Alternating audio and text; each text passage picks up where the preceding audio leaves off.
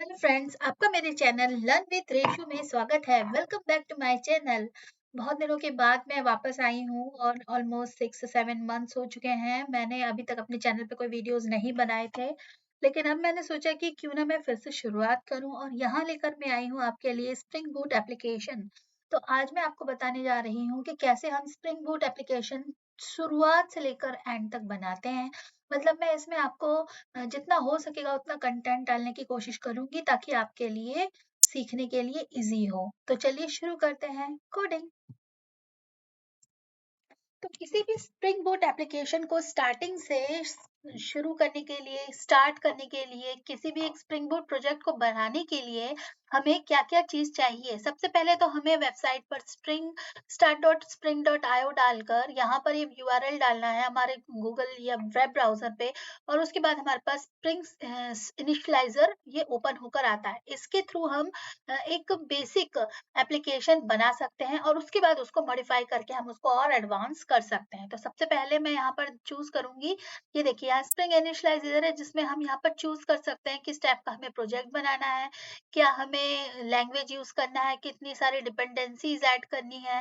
Dependency क्या होती है इसके बारे में मैंने अपने मेवन से रिलेटेड वीडियोज़ में बताया है कि डिपेंडेंसीज़ क्या होती हैं, कैसे हम ऐड कर सकते हैं। तो मैं यहाँ पर सबसे पहले मेवन चूज़ करूँगी। मेवन जो है एक बिल्डिंग के लिए प्रोजेक्ट को बिल्ड करने के लिए यूज़ किया जाता है। 2 तरीके कई तरीके से हो सकता है, ग्रेडल से भी और मेवन से भी। मैं यहाँ आपको मेवन बताऊँगी। लैंग्वेज में यहाँ पर जावा यूज़ करूँगी। हम कोटलिन, ग्रूवी ये भी यूज़ कर सकते हैं, लेकिन मैं आपको जावा में बताऊँगी। और स्प्रिंग बूट का कौन-सा वर्ज़न हम यूज़ कर रहे हैं, तो हम स्नैपशॉट वर्ज़न नहीं लेंगे, हम लेंगे रिलीज़ वर्ज़न। तो यहाँ पर 3.0.0 वर्ज़न मैं यहाँ पर चूज़ करूँगी। उसके बाद फिर हम यहाँ पर प्रोजेक्ट मेटा डेटा, यहाँ पर हम प्रोजेक्ट का नाम, उसका आर्टिफैक्ट, उसके ग्रुप ये सब डिफाइन करते हैं और किस टाइप का प्रोजेक्ट हम बनाने वाले हैं, जार या वॉर। जार या वॉर का मतलब जार जो होता है वो एक सिंपल पैकेज बना के देगा जार फॉर्म में और वॉर में हम वेब एप्लीकेशंस को बनाने के लिए नॉर्मली वार का यूज़ करते हैं।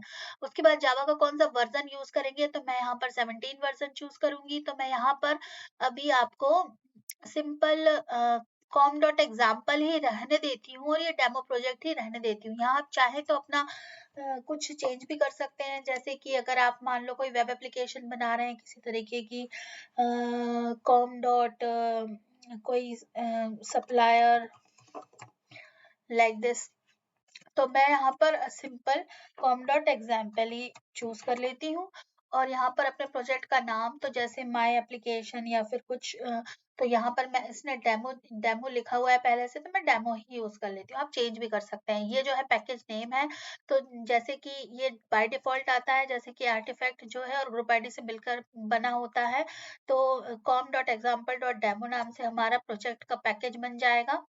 और डिपेंडेंसीज़ में कौन-सी ऐड करूँगी तो मुझे ऐड करना है जैसे कि सबसे पहले तो मैं लैम्बो की ऐड करूँगी। लॉम्बो क्या होती है इसके बारे में मैं आगे आने वाले प्रोजेक्ट में बताऊँगी इसमें ही इस वीडियो में।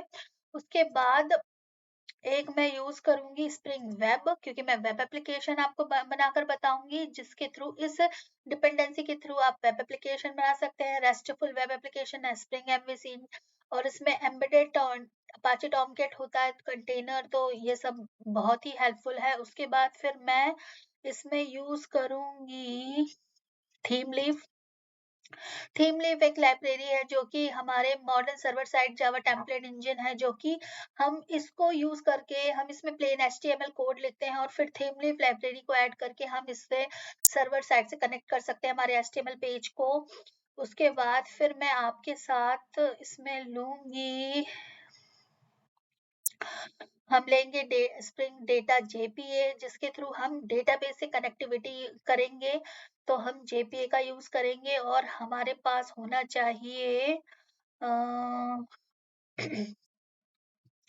H2 database normal simple Java spring boot application में जहाँ पर हमें सिंपल एप्लीकेशन टेस्टिंग पर्पस के लिए बनानी है। यहाँ सिर्फ मैं डेमो बता रही हूँ इसलिए मैं H2 डेटाबेस भी यूज करूंगी क्योंकि ये जो है आपको एक एम्बेडेड डेटाबेस ऐड करके देता है इस एप्लीकेशन में, तो आपको अलग से डेटाबेस क्या यूज करने की जरूरत नहीं पड़ती है। उसके बाद उसके बाद मैं देखती हूँ, चलो अभी तो इतने ही डिपेंडेंसीज मैं ऐड कर लेती हूँ, और उसके बाद आगे अगर हमें और जरूरत पड़ेगी तो हम ऐड कर लेंगे बाद में। और उसके बाद फिर हमें क्या करना है, यहाँ जनरेट कंट्रोल, जनरेट, इस पे क्लिक करना है। तो ये हमारा डेमो डॉट जिप फाइल बनकर आ गया है। अब इसको मैं जल्दी से इंटेलिजे में लोड कर लेती हूँ। हेलो फ्रेंड्स, तो ये मैंने अपना प्रोजेक्ट लोड कर लिया इंटेलिजे में। इंटेलिजे में लोड करने के बाद आप देखेंगे कि यहाँ पर हमारे पास है सोर्स, मैन, जावा, और ये हमारा पैकेज है। उसी तरीके से हमारे पास रिसोर्स फोल्डर है, और उसके बाद हमारे पास टेस्ट है। ठीक है, तो अब जो है हमारा जो com dot example dot demo package है, इसके अंदर हमारे पास एक क्लास है डेमो एप्लीकेशन। ये हमारी मेन क्लास है जिससे स्प्रिंग बूट एप्लीकेशन रन होती है, मेन पॉइंट है, स्टार्टिंग पॉइंट। और उसके बाद ये है हमारी टेस्ट क्लास जो इस डेमो एप्लीकेशन क्लास को टेस्ट करने के लिए बनाई गई है। ये अपने पास बाय डिफॉल्ट बन के आता है। जो हम स्प्रिंग इनिशियलाइजर का यूज करते हैं तो ये अपने आप बन कर आता है। ये बेसिक प्रोजेक्ट स्ट्रक्चर बन के आता है ताकि हमारे को स्टार्ट करने के लिए हेल्प हो। उसके बाद फिर ये है एप्लीकेशन प्रॉपर्टी। यहाँ पर हम अपनी प्रॉपर्टीज डिफाइन करते हैं जो भी हमारे एप्लीकेशन के लिए यूजफुल होती हैं। टेम्पलेट में हमारे पास हम HTML पेजेस ऐड करेंगे थीम लीव का यूज करके, और उसके बाद स्टैटिक में हम जावास्क्रिप्ट या CSS फाइल्स ऐड कर सकते हैं। ठीक है, तो हम इस एप्लीकेशन को अब सिंपल रन करके देखते हैं। तो रन करने के लिए हमने सिंपल इसको राइट क्लिक किया, और यहाँ पर ये अपने आप ही ओपन होके आ जाएगा। इसको अप्लाई करके और रन करूंगी मैं। तो ये बोल रहा है एनेबल एनोटेशन प्रोसेसिंग, ये बोल रहा है Lambo requires enable annotation processing. यहाँ पर देखिए ये हमारा स्प्रिंग बूट एप्लीकेशन रन होने लगा है, और ये हमारा स्टार्ट हो गया है। ठीक है, और इसमें अभी हमने कोई पोर्ट वगैरह डिफाइन नहीं किया क्योंकि अभी हमारा एप्लीकेशन सिर्फ ये डेमो है, इसमें कुछ अभी ये सिर्फ स्टार्ट हो गया है। ये अब हमने चेक कर लिया। ठीक है, अब इसको बनाने का शुरू करते हैं। तो सबसे पहले हम क्या करेंगे, इस डेमो पैकेज में एक फोल्डर, एक पैकेज ऐड करेंगे जिसका नाम हम रखेंगे जैसे कि अगर कंट्रोल मॉडल रखते हैं। ठीक है, तो सबसे पहले हम क्या मॉडल क्लासेस ऐड करेंगे। अब उससे पहले कि मेरा गोल क्या है इस प्रोजेक्ट को बनाने में, तो इस प्रोजेक्ट में मैं सिंपल आपको ये सिखाऊंगी कि हम कैसे स्प्रिंग बूट एप्लीकेशन को स्टार्टिंग स्क्रैच से बनाते हैं। उसके बाद उसमें कैसे हम HTML और CSS ऐड करते हैं, कैसे हम फ्रंट और बैकएंड को कनेक्ट करते हैं, और कैसे हम एप्लीकेशन को एक फुली फंक्शनल एप्लीकेशन बनाते हैं। इसमें ये भी हो सकता है कि बीच में मैं आपको थोड़ा डिटेल में जाकर JPA, हाइबरनेट ये सब भी बताऊंगी। तो इसलिए इस वीडियो पे बने रहिए, और मैं इसके कुछ पार्ट्स भी लेकर आऊंगी। तो बने रहिए मेरे चैनल पे अगर आपको स्प्रिंग बूट एप्लीकेशन हिंदी में सीखना है तो, क्योंकि हिंदी में बहुत कम लोग इतना डिटेल में सिखाते हैं। तो मैंने सोचा कि क्यों ना हिंदी में ही शुरू करूं। इंग्लिश में मैं सिखा सकती हूँ, लेकिन हिंदी वाले मेरे फ्रेंड्स जो हैं, जो मेरे व्यूअर्स हैं, उनके लिए मैंने ये वीडियोस बनाए हैं। ठीक है, तो चलिए मैं आपको बताती हूँ। तो ये एप्लीकेशन बेसिकली क्या होगा कि एक सिंपल एप्लीकेशन होगा जिसमें हम कुछ फॉर्म्स होंगे, कुछ पेजेस होंगे जिसमें हम डेटा को एंटर करेंगे, फेच करेंगे, अपडेट करेंगे, डिलीट करेंगे और मैनिपुलेट करेंगे। बेसिकली हम डेटा को मैनिपुलेट करेंगे। ठीक है, तो हमने पहले पैकेज बनाया है मॉडल। उसके बाद हम इस मॉडल पैकेज में बनाएंगे क्लास। तो हम इस मॉडल में एक क्लास ऐड करेंगे एम्प्लॉय। तो बेसिकली मैं क्या करूंगी, एक एम्प्लॉय नाम की क्लास। बेसिकली मैं क्या करने वाली हूँ, मैं एक ऐसी वेबसाइट बनाने वाली हूँ जिसमें हम एम्प्लॉय की किसी कंपनी के एम्प्लॉयज की डेटा को एंटर कर सकते हैं, उसको शो कर सकते हैं, लिस्ट ऑफ एम्प्लॉयज को, उसको डेटा को, एम्प्लॉय डेटा को मैनिपुलेट कर सकते हैं। ठीक है, तो एक तरीके से मैं एक एम्प्लॉय ऑर्गेनाइजेशन के एम्प्लॉय से रिलेटेड इंफॉर्मेशन को अपडेट करने का सिस्टम बनाने वाली हूँ। ठीक है, इसमें ये एक एग्जाम्पल एप्लीकेशन है। इस तरीके से अगर आप सीख जाएंगे तो आपको स्टार्टिंग से पता होगा कि कैसे हम मॉडल बनाते हैं, कैसे हम पोजो क्लासेस बनाते हैं, कैसे फिर हम उसको रिपोजिटरी से ऐड करते हैं, ये सारी चीजें। ठीक है, तो अभी मैं ज्यादा डीप में नहीं जाऊंगी, मैं धीरे धीरे आपको धीरे धीरे बताती जाऊंगी ताकि आपको अच्छे से समझ में आए। अब मैंने यहाँ पर एक एम्प्लॉय क्लास बनाई। अब इस क्लास में मैं क्या करूंगी, ये हमारा बेसिक एंटिटी क्लास होगी। तो बेसिकली मैं जेपीए यूज करने वाली हूँ, तो इसीलिए हम क्या करेंगे, हम क्लासेस को ही टेबल के फॉर्म में बना देंगे ताकि हमें अलग से डेटाबेस की क्वेरीज लिखने की जरूरत ना हो। ठीक है, तो हम इस क्लास को सबसे पहले तो हम यहाँ पर डिफाइन करेंगे इसके वेरिएबल्स। तो वेरिएबल्स में सबसे पहले हमारे पास होना चाहिए आईडी। ठीक है, आईडी हो गई। उसके बाद हमारे पास हम एम्प्लॉय का फर्स्ट नेम,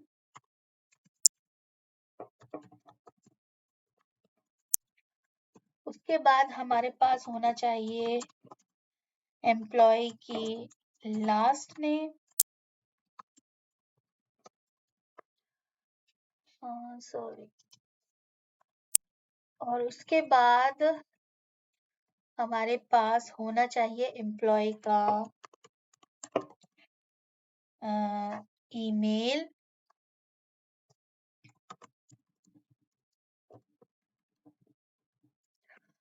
उसके बाद हमारे पास ईमेल के साथ साथ अगर हम एड्रेस वगैरह भी ऐड कर सकते हैं, तो वो सब मैं बाद में, अभी पहले मैं चार वेरिएबल्स को ही बताती हूँ कि कैसे हम इसका टेबल बनाएंगे। हम चाहे तो बहुत लंबी चीजें डाल सकते हैं, लेकिन अभी मैं शॉर्ट एंड सिंपल रखना चाहती हूँ ताकि आप समझ सकें।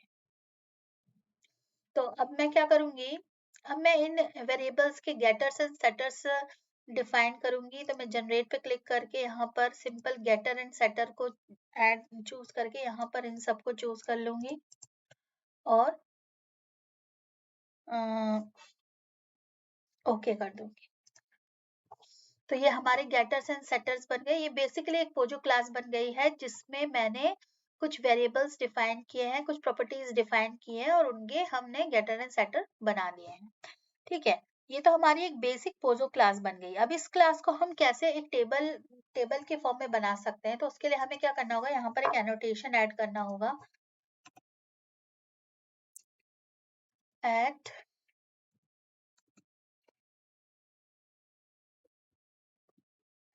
एंटिटी।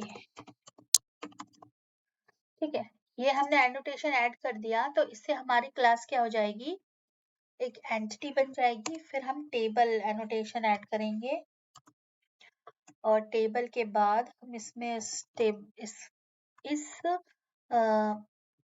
इस टेबल को, ये टेबल को परफॉर्म मतलब विजुलाइज करेगी एम्प्लॉय टेबल को। तो हम उस टेबल का नाम देंगे नेम, तो इक्वल्स टू हम यहाँ पर उस टेबल का नेम दे देंगे एम्प्लॉय। हम चाहे अगर हम नहीं भी लिखें ये लाइन तो भी ये एम्प्लॉय नाम की टेबल बनेगी, लेकिन सही रहता है। ठीक है, तो ये एम्प्लॉयज नाम की टेबल बन गई। अब हमारे पास हमें प्रॉपर्टीज को डिफाइन करना है अच्छे से, तो हम क्या करेंगे, यहाँ पर जैसे आईडी है, तो आईडी के लिए हमें क्या करना होगा, सबसे पहले तो एक एनोटेशन की ये आईडी है, आईडी एनोटेशन। और उसके बाद हमें देना होगा कि ये आईडी जो है खुद ही इंक्रीमेंट हो, तो जनरेट वैल्यू। और फिर इस तरीके से हम इसकी स्ट्रेटेजी डिफाइन करेंगे कि ये जो है जनरेट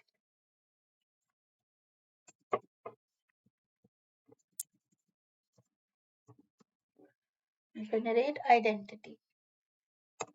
ठीक है, तो इस तरीके से ये अपने आप ही इंक्रीमेंट हो जाएगा इसका टेबल डेटाबेस में, टेबल में। उसके बाद फिर हम जो है चाहे तो in first name last name email in properties के भी अलग से नेम डिफाइन कर सकते हैं कि इसको ऐसे रिप्रेजेंट करो, और नहीं भी कर सकते हैं। अगर हमारा नहीं है मन तो कोई जरूरत नहीं है, वो अपने आप ही by default first name last name और ईमेल ले लेंगे। ठीक है, तो ये हमारी एक पोजो क्लास बन गई। अब हमारा नेक्स्ट पॉइंट क्या है कि इस प्रोजेक्ट पोजो क्लास को बनाने के बाद हमें क्या करना होगा, हमें इसको मतलब हमें कुछ डेटाबेस प्रॉपर्टी भी डिफाइन करनी होगी ताकि हम इसको वाकई में H2 डेटाबेस में बना सकें। तो उसके लिए हमें एक प्रॉपर्टी होती है कि जो है स्प्रिंग डॉट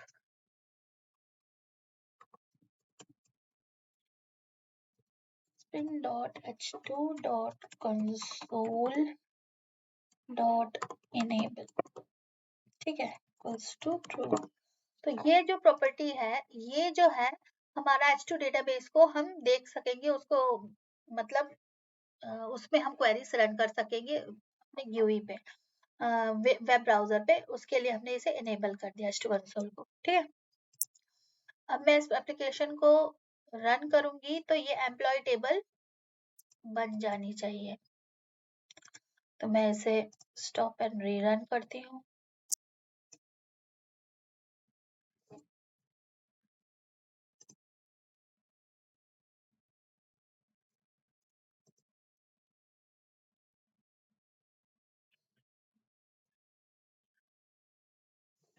और ये हमारी एप्लीकेशन रन हो गई। अब अगर मैं वेब ब्राउजर को ओपन करूं और इसमें मैं लोकल होस्ट 8080 डालूं तो यहाँ पर इसने एरर दी। क्यों? क्योंकि टॉमकैट तो स्टार्ट हो गया, लेकिन हमारा कुछ वेब एप्लीकेशन नहीं है, अभी हमारा कुछ पेज नहीं है, इसलिए उसे कोई इंडेक्स पेज नहीं मिला है, ठीक है, इसलिए वो एरर दे रहा है। अब हमें हमारे H2 कंसोल को देखना है कि कैसे H2 कंसोल हमें दिखेगा। तो उसके लिए मुझे क्या करना होगा,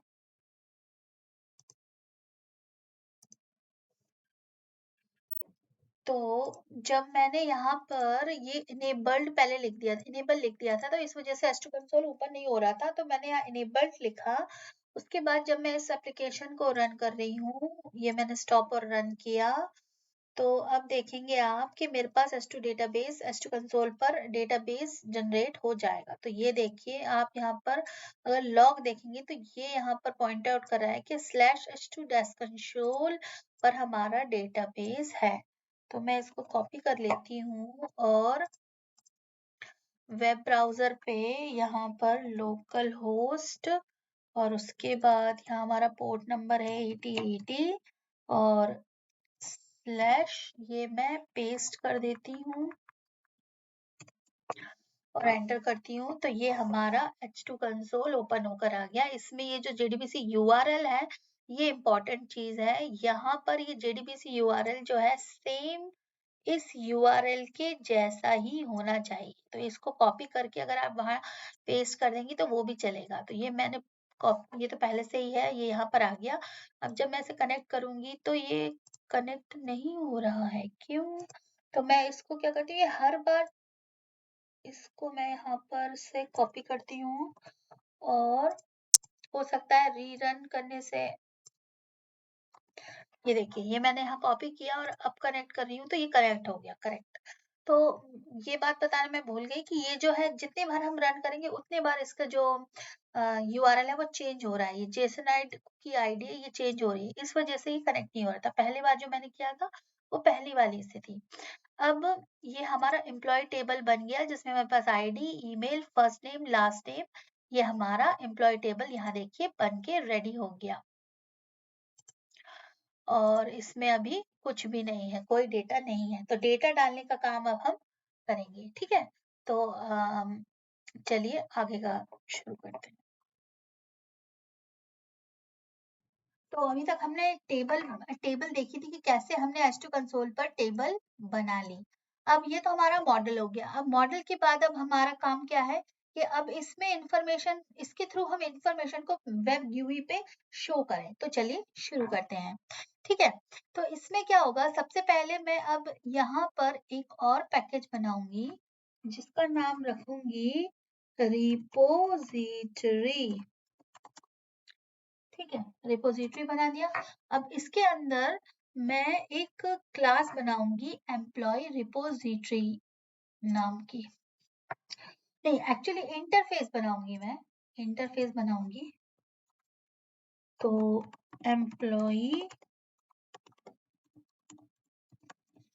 एम्प्लॉय रिपोजिटरी नाम की मैंने एक इंटरफेस बनाई। ये जो है एम्प्लॉय रिपोजिटरी इंटरफेस, ये क्या करेगी, एक्सटेंड करेगी जेपीए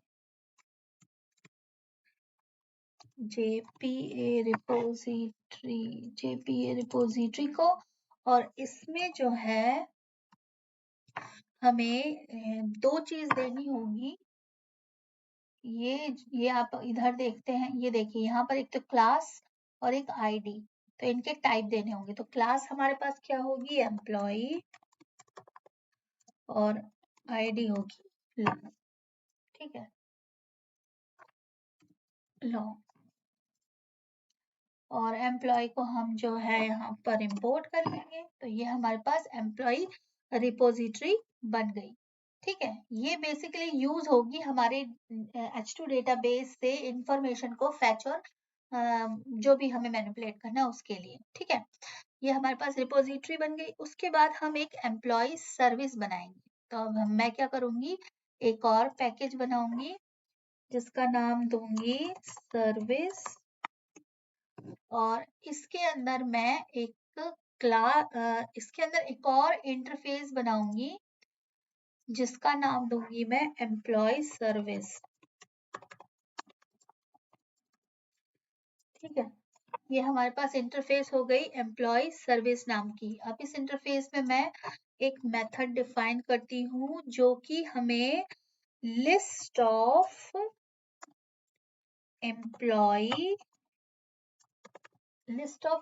को हम जिस इंटरफेस के थ्रू फैच करेंगे, तो गेट एम्प्लॉय। ठीक है, तो ये हम क्या करेंगे, यहाँ पर इसको इम्प्लीमेंट कर लेंगे और फिर हम लिस्ट को इम्प्लीमेंट कर लेंगे। तो इस तरीके से ये इंटरफेस हमारी एम्प्लॉय सर्विस की इंटरफेस बन गई।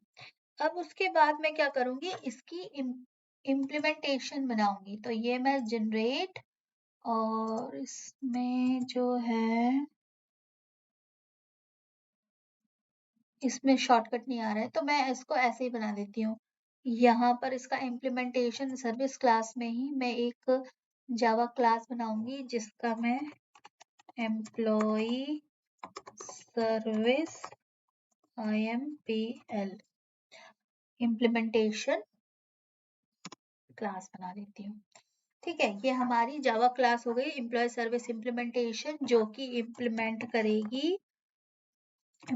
करेगी एम्प्लॉय सर्विस को।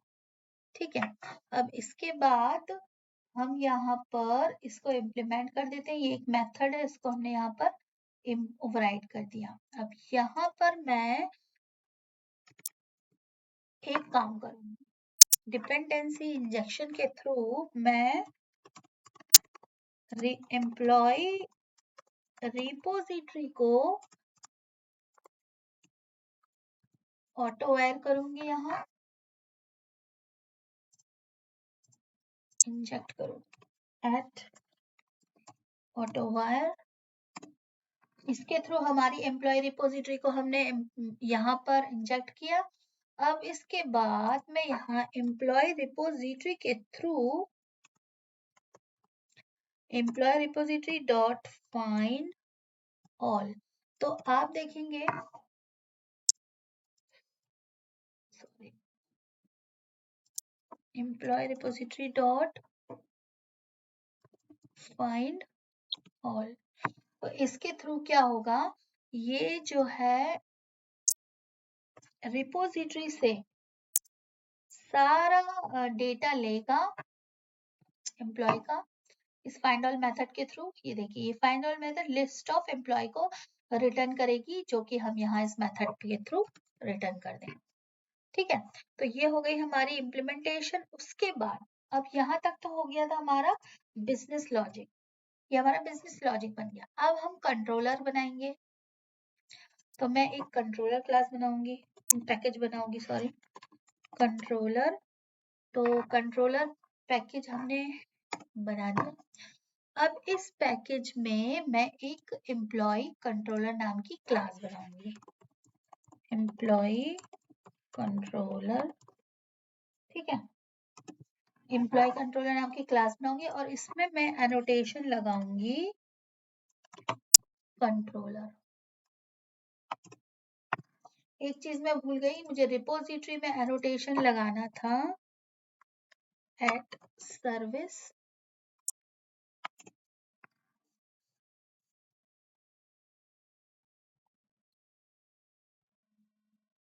सॉरी एट सर्विस एनोटेशन जो है मुझे लगाना था सर्विस में, और रिपोजिटरी में मुझे एनोटेशन लगाना था एट रिपोजिटरी। ठीक है, तो एट रिपोजिटरी एनोटेशन लगाने से सॉरी इम्प्लीमेंटेशन में नहीं, मुझे लगाना है ये इम्प्लीमेंटेशन सॉरी इंटरफेस में ना के इम्प्लीमेंटेशन में। ठीक है, तो ये हमारा बिजनेस लॉजिक हो गया। अब कंट्रोलर में मेरे को क्या करना है, कंट्रोलर में मुझे हमारा मैपिंग डिफाइन करनी है जो कि हमारे पेज को रिफ्लेक्ट करे। अभी हमने पेज नहीं बनाया है, पेज भी बनाऊंगी मैं। तो सबसे पहले तो मैं एक मेथड बनाऊंगी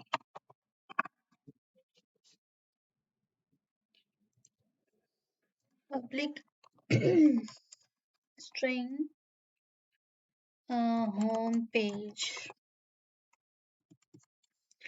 और इस मेथड में मेरी जो मैं पास करूंगी वेरिएबल वो होगा मॉडल। ठीक है, मॉडल को मैं इंपोर्ट कर लेती हूँ। उसके बाद मैं मैपिंग जो रखूंगी, तो मैं यहाँ पर @get मैपिंग कर लेती हूँ, और इसको जो है मैं स्लैश लगती हूँ। तो हमारे रूट पर ये आएगी, और हमें रिटर्न में क्या करना है, तो हम क्या करेंगे यहाँ पर मॉडल डॉट एड एट्रीब्यूट्स, और यहाँ पर मैं बोलूंगी लिस्ट एम्प्लॉइज। उसके बाद यहाँ पर मैं एम्प्लॉय, एक चीज और, मुझे एम्प्लॉय सर्विस को यहाँ ऑटो वायर करना होगा, इंजेक्ट करना होगा। तो मैं यहाँ पर एम्प्लॉय सर्विस को यहाँ पर इंजेक्ट करती हूँ। इसको मैं यहाँ पर एट ऑटो वायर एनोटेशन लगा दूंगी, तो ये डिपेंडेंसी इंजेक्शन के थ्रू यहाँ ऑटो वायर हो जाएगा। उसके बाद यहाँ पर employee service dot get all employee method को मैं कॉल कर लूंगी, और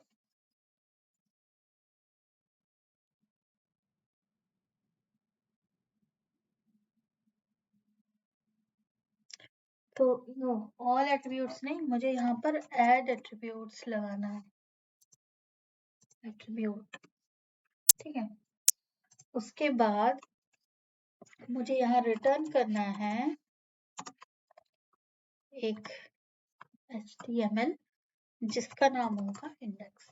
ठीक है, तो हम स्लैश पे इंडेक्स HTML को रिटर्न कर देंगे। अब हमें क्या करना है, अब हमारा मेन टारगेट क्या है कि अब हमें index.html बनानी है। index.html जब हम बनाएंगे तो हमें वो एम्प्लॉय, जो भी एम्प्लॉय की इंफॉर्मेशन है वो दिखेगी। तो अभी क्या है, अभी मैं इस प्रोजेक्ट को रन करती हूँ, तो हमें क्या होगा,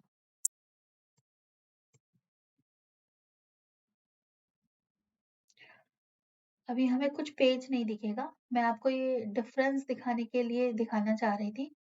तो ये मैंने एप्लीकेशन स्टार्ट की, और उसके बाद ये मेरा गूगल आ गया, इसमें मैं लोकल होस्ट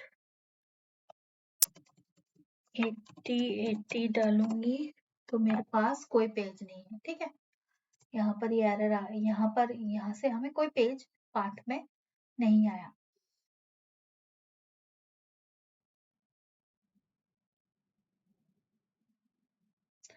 ठीक है, तो मैं पहले तो इसे स्टॉप करूंगी क्योंकि मुझे जहां तक दिख रहा है यहाँ पर स्लैश पाथ नहीं आया है, तो मैं अब इसे फिर से, इसकी गेट मैपिंग अभी हुई नहीं है, रजिस्टर नहीं हुई इसके कॉन्टेक्स्ट पे, तो अब मैं देखना चाहती हूँ कि स्लैश आया है नहीं।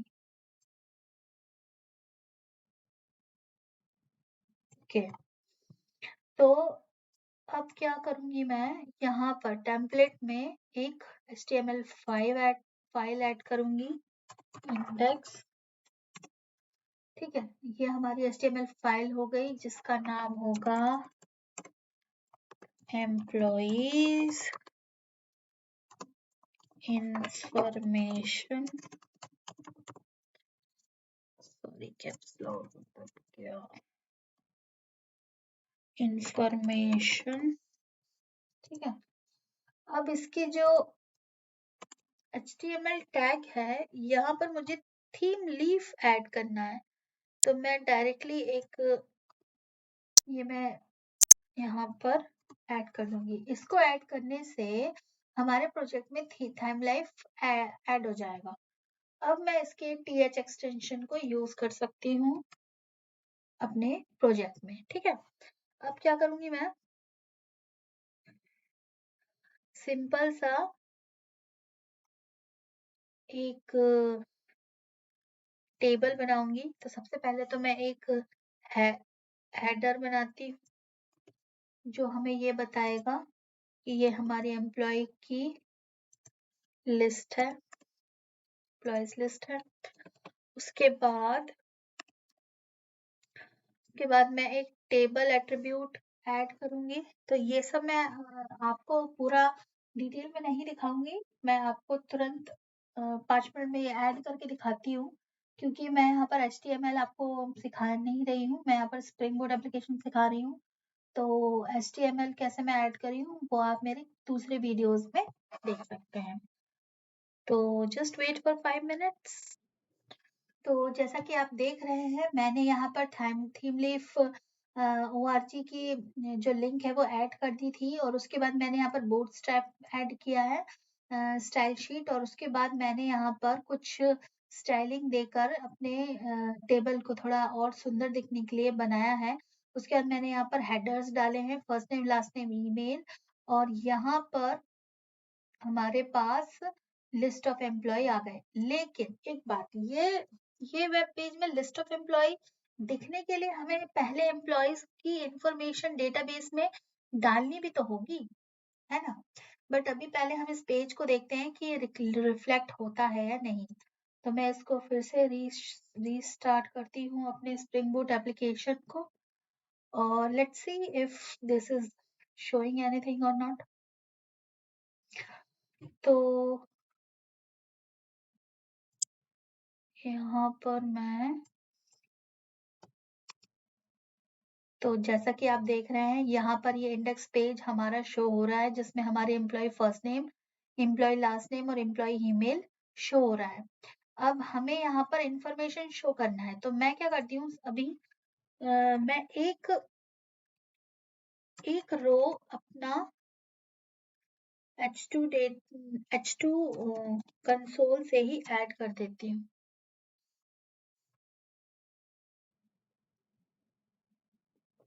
तो अभी तक हमने देखा कि H2 कंसोल से मैंने ये देखा कि एम्प्लॉयज की लिस्ट दिख रही है, बट अभी एम्प्लॉय का डेटा नहीं दिख रहा था।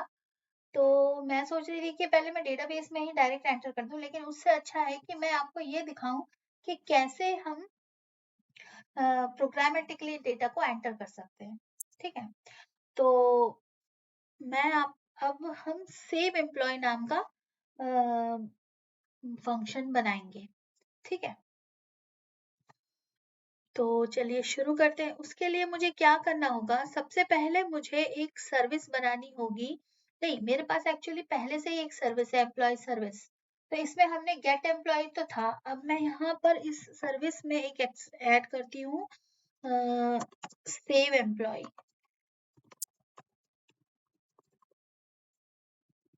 ठीक है, और इसमें मैं क्या डालूंगी, एम्प्लॉय डेटा। ठीक है, ये हो गया हमारा सेव एम्प्लॉय मेथड। अब इस मेथड को हमें इम्प्लीमेंटेशन में इम्प्लीमेंट करना है, तो इसके लिए हम क्या करेंगे, यहाँ इम्प्लीमेंट मेथड और ये सेव एम्प्लॉय और ये यहाँ पर कर दिया। अब इसमें क्या है, हमारे पास रिपोजिटरी तो पहले से ही है, तो क्या करेंगे, employ repository dot save, save और यहाँ पर एम्प्लॉय को भेज देंगे, सेंड कर देंगे यहाँ।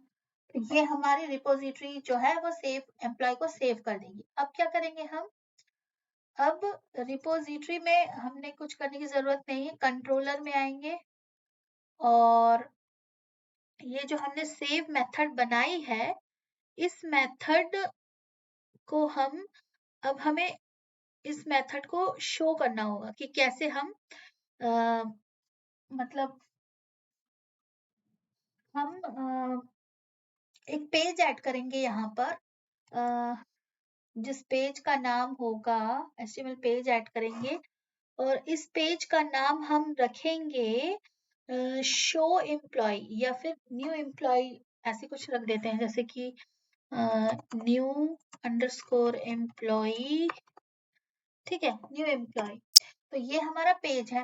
अब इस पेज के थ्रू हम एक फॉर्म बनाएंगे जिसमें हम इंफॉर्मेशन को एंटर करेंगे और जो इंफॉर्मेशन हम एंटर करेंगे वो डेटाबेस में जाएगी और डेटाबेस से फिर हम गेट और लिस्ट एम्प्लॉय पेज को कॉल करेंगे तो वो शो हो जाएगी। ठीक है, तो इसके लिए मैं एक HTML पेज बनाऊंगी। उससे पहले मैं क्या करूंगी, थीम लीफ का हमारा जो टैग है वो ऐड कर देती हूँ। ये मैंने थीम लीफ का टैग ऐड कर दिया और ये हमारा जो बूटस्ट्रैप है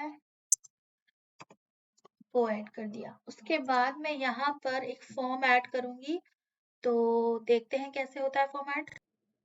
तो ये मैंने एक फॉर्म ऐड कर दिया है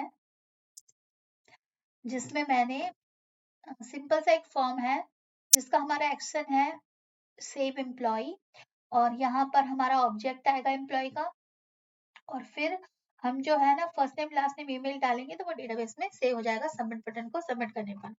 अब हम कंट्रोलर में जाएंगे और हमारे पास हम एक ऐसे ही मेथड और बनाएंगे। यहाँ मैं इस मेथड का यूज करती हूँ और इसका नाम रखती हूँ सेव एम्प्लॉई और ये होगी हमारी पोस्ट मैपिंग, ये होगी हमारी पोस्ट मैपिंग और इसको हम इंपोर्ट कर लेते हैं और यहाँ मैं जाती हूँ अपने पेज पे और ये सेव एम्प्लॉय को कॉपी करके मैं यहाँ पेस्ट कर देती हूँ, तो ये हमारी URL मैपिंग हो गई। अब इसमें हमारे पास सेव एम्प्लॉय में हमने मॉडल भेजा। अब यहाँ पर मैं एम्प्लॉय का एक ऑब्जेक्ट बनाती हूँ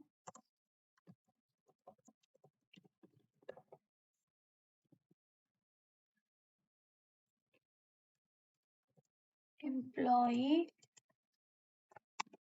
ठीक है, इस ऑब्जेक्ट को बनाकर उसमें फिर एड एट्रीब्यूट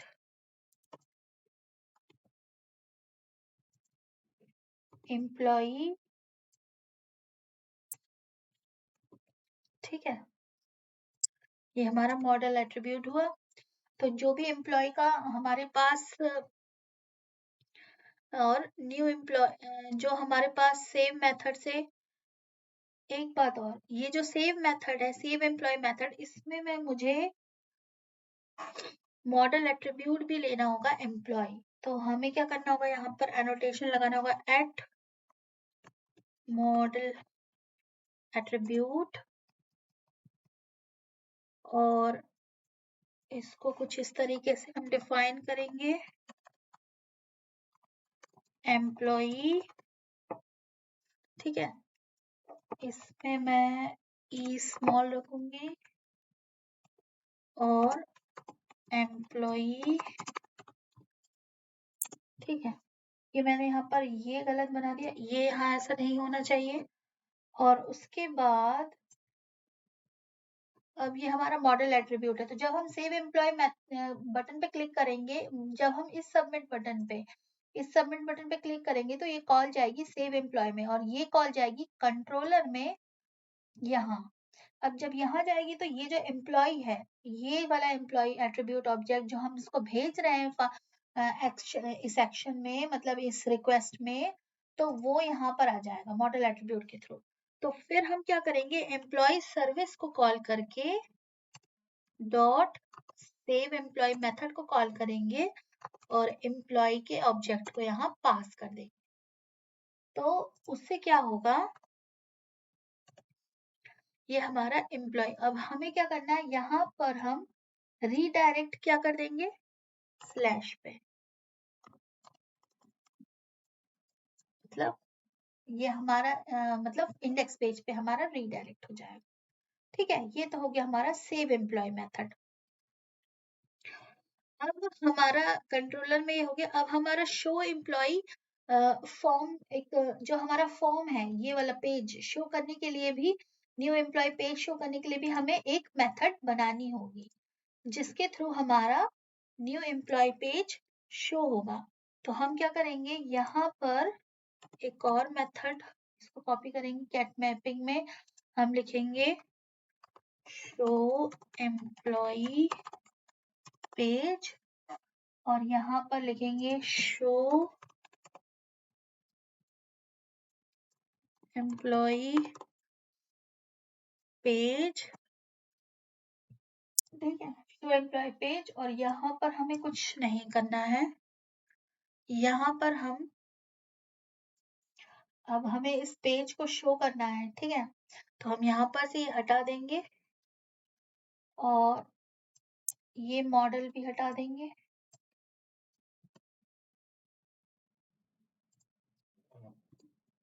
और यहाँ पर मैं इसका न्यू अंडरस्कोर एम्प्लॉय का एचटीएमएल पेज का वो डाल दूंगी। तो ये इससे इससे क्या होगा, जब हम शो एम्प्लॉय पेज डालेंगे तो हमें न्यू एम्प्लॉय पेज ओपन होकर आ जाएगा, फिर हम उसमें सेव कर देंगे।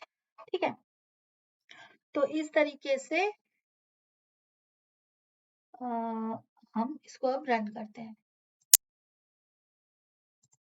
पहले मैं इसे स्टॉप कर देती हूँ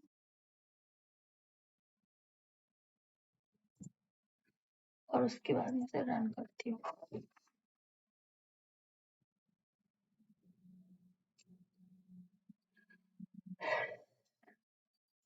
तो हमारा स्प्रिंग बूट एप्लीकेशन रन हो रहा है।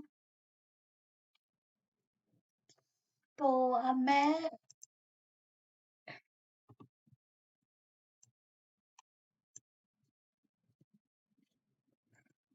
स्लैश शो एम्प्लॉय पेज पे हिट करती हूँ और ये देखिए, तो हमारे पास सेव एम्प्लॉय नाम की एक पेज, मतलब न्यू पेज ओपन हो गया जिसमें हम एम्प्लॉय इन्फॉर्मेशन सेव कर सकते हैं। तो अब मैं इसको टेस्ट करती हूँ कि इसे सेव होगा या नहीं, और ये जो है मैं बैक करूंगी तो ये हमारा एम्प्लॉय लिस्ट पेज में चला जाएगा।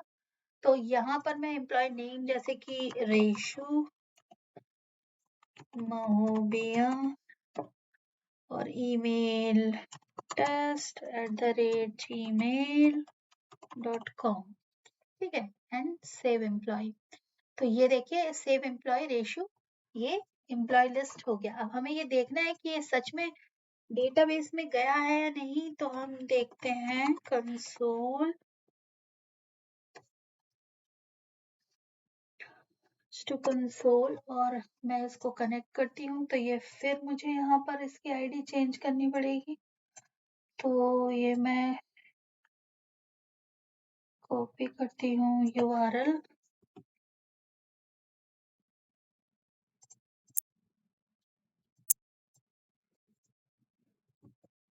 और कनेक्ट करती हूँ। ये मैंने कनेक्ट किया, ये मेरा एम्प्लॉय है, और इसको जब मैं रन करूंगी तो ये देखिए ये पहला हमारे पास चला गया, पहला रो आ गया, रेशु महोबिया test@gmail.com। तो इस तरीके से हम सिंपल सिंपल तरीके से स्प्रिंग बूट एप्लीकेशन में मैं एक और डेटा ऐड करने की कोशिश करती हूँ, जैसे कि रिया और test 1 2 3 4 सेव। तो ये देखिए ये एक डेटा और सेव हो गया। इस तरीके से हम डेटाबेस में डेटा सेव कर सकते हैं। अब जो है मैं आपको ये बताती हूँ कि कैसे हम ये तो हमारी लिस्ट शो हो गई। अब मैं आपको बताऊँ कैसे हम एक एम्प्लॉयी को आईडी के थ्रू फेच कर सकते हैं या फिर सिंपल डिफरेंट, या तो मैं अब ये आपको ये बताती हूँ कैसे हम डिलीट कर सकते हैं। किसी एक रो को हम डिलीट कैसे कर सकते हैं, ठीक है? चलिए। तो डिलीट करने के लिए मुझे क्या करना होगा, सबसे पहले तो हमारी जो सर्विस है उसमें और रिपोजिटरी रिपोजिटरी तो हमारी कंप्लीट है। सर्विस में हमें एक मेथड बनानी होगी। तो हम जाएँगे पहले सर्विस एम्प्लॉयी सर्विस और यहाँ पर हम एक मेथड बनाएँगे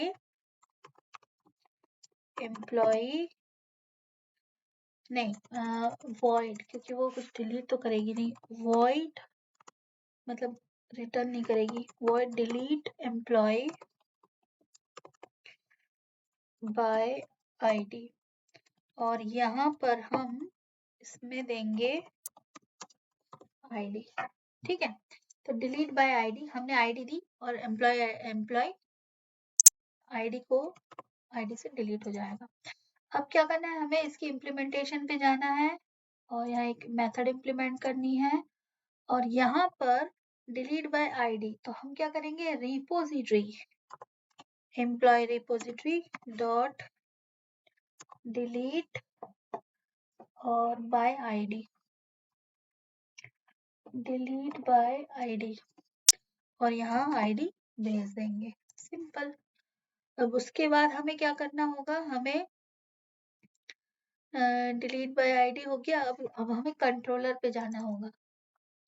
तो कंट्रोलर पे हमें एक मेथड बनानी होगी जिसमें हम आईडी को आईडी देंगे उस यूआरएल में, तो हमारा एम्प्लॉय डिलीट हो जाएगा। तो उसके लिए हमें क्या करना होगा, यहाँ पर public string delete employ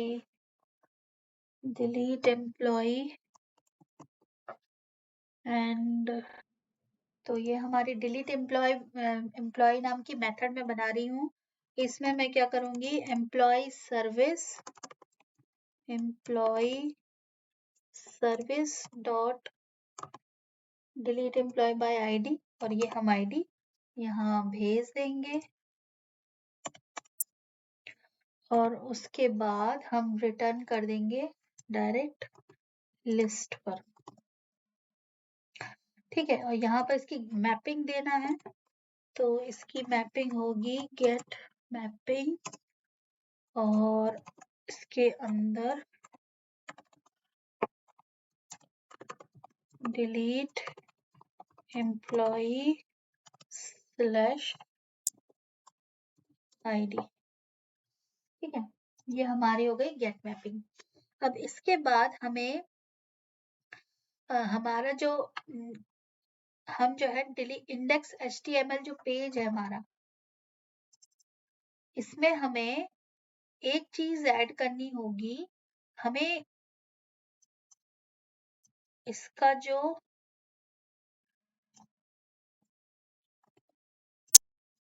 page है इसमें मुझे यहाँ पर,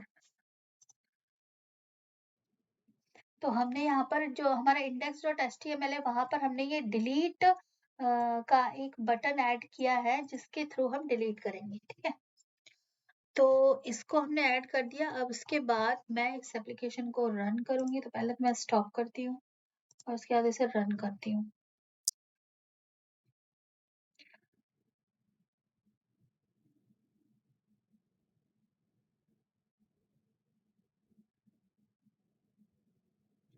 ये हमारी एप्लीकेशन रन हो गई। अब जो है मैं इस पेज को रिफ्रेश करती हूँ। तो पहले तो हमें अब फिर से ऐड करना होगा, क्योंकि आपको ये पता होना चाहिए कि जो H2 डेटाबेस है, जब हम उसे रिलोड करते हैं तो वो मतलब एप्लीकेशन रीस्टार्ट करते हैं तो वो सारा डेटा फिर से इरेज कर देता है। तो मुझे अब पहले ऐड करना होगा data, show employ show employ में जाऊंगी और पहले डेटा ऐड करूंगी, ठीक है। उसके बाद फिर से शो एम्प्लॉय में जाऊंगी,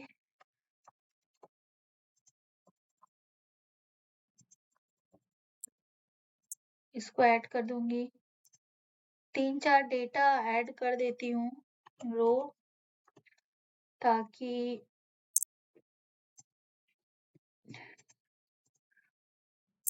तो ये हमारी 3 रो है। अब इसमें से मैं किसी एक को इसको डिलीट करती हूँ, तो ये देखिए डिलीट हो गया। अब अगर मैं इसको रिफ्रेश करूंगी तो सिर्फ 2 ही है, इसको डिलीट करूंगी और इसको रिफ्रेश करूंगी तो 2 ही है। अब मैं इसके H2 कंसोल में देखती हूँ और ये फिर कनेक्टिंग स्ट्रिंग चेंज हो गई। इसका एक परमानेंट इलाज भी है कि ये कनेक्टिंग यूआरएल जो चेंज ना हो, बट उस चीज को मैं आपको फिर कभी और किसी वीडियो में बता दूंगी। अभी मैं पहले इस चीज को दिखा देती हूँ। तो ये देखिए इसमें 1 बचा। अब मैं इसमें कुछ ऐड कर देती हूँ, इसको ऐड कर देती हूँ और अब इसको रन करती हूँ तो इसमें 2 लाइन आ गई, 2 रो हो गई। और एक बार और इसमें कुछ ऐड कर देती हूँ और H2 कंसोल को रन करती हूँ तो 3 आ गई। अब इसको डिलीट करती हूँ, ये डिलीट हो गई। तो अब इसमें 2 लाइन, 2 रोज है, ठीक है। तो इस तरीके से हम ऐड कर सकते हैं, डिलीट कर सकते हैं और फेच कर सकते हैं डेटा स्प्रिंग बूट एप्लीकेशन के थ्रू। तो आई होप आपको मेरा ये वीडियो पसंद आया होगा, जिसमें मैंने स्प्रिंग बूट एप्लीकेशन के थ्रू किसी भी इंफॉर्मेशन को डेटाबेस से ऐड करना, डिलीट करना और फेच करना सिखाया है। इसमें मैंने स्क्रैच से आपको सिखाया है, तो आई होप आपको चीजें समझ में आई होंगी। और इसी के साथ thank you very much. Please subscribe my channel learn with Reshu. Thank you, bye bye.